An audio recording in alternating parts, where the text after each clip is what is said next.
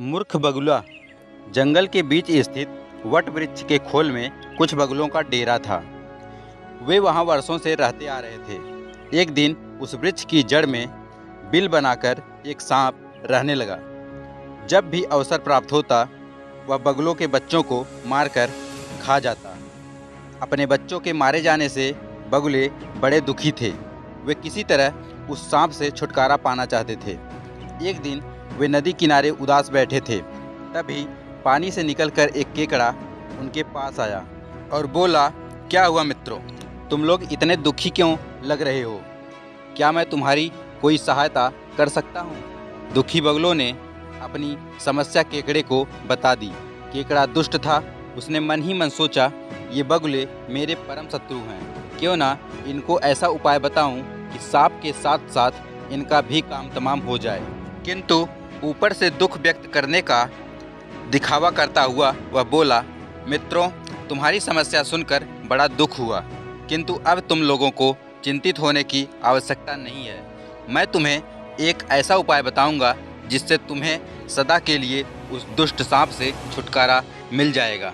केकड़े की बात सुनकर बगुले प्रसन्न हो गए और बोले, तो फिर देर न करो मित्र, और शीघ्र हमें वह उपाय बता दो। तुम लोग कहीं से मांस के टुकड़ों की व्यवस्था करो। मांस के टुकड़ों में से कुछ टुकड़े नेवले के बिल के सामने डाल दो। शेष टुकड़े नेवले के बिल से लेकर सांप के बिल तक बिखेर दो। नेवला उस मांस के टुकड़ों को खाता हुआ सांप के बिल तक पहुंच जाएगा। सांप और नेवले जन्म जन्मांतर के बैरी हैं। नेवला सांप का काम तमाम कर देगा और तुम लोगों को सांप से सदा के लिए छुटकारा मिल जाएगा। बगुले शीघ्र सांप से छुटकारा पाना चाहते थे।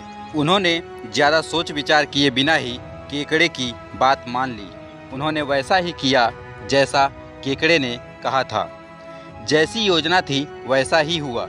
नेवला मांस के टुकड़ों को खाता हुआ सांप के बिल तक पहुंच गया और सांप को मारकर खा गया।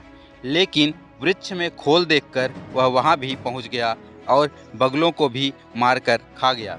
बगुलों के जल्दबाजी में केकड़े की योजना के दुष्परिणाम के बारे में विचार नहीं किया और मूर्खता कर दी थी, जिसका फल उन्हें अपनी जान से हाथ धोकर चुकाना पड़ा। किसी भी कार्य को करने के पूर्व उसके हर पहलू के बारे में अच्छी तरह विचार कर लेना चाहिए। तो दोस्तों, यह कहानी आप लोगों को कैसी लगी हमें कमेंट करके ज़रूर बताएं, और भी ऐसे रोचक कहानियों के लिए हमारे चैनल को ज़रूर सब्सक्राइब कर लें। धन्यवाद।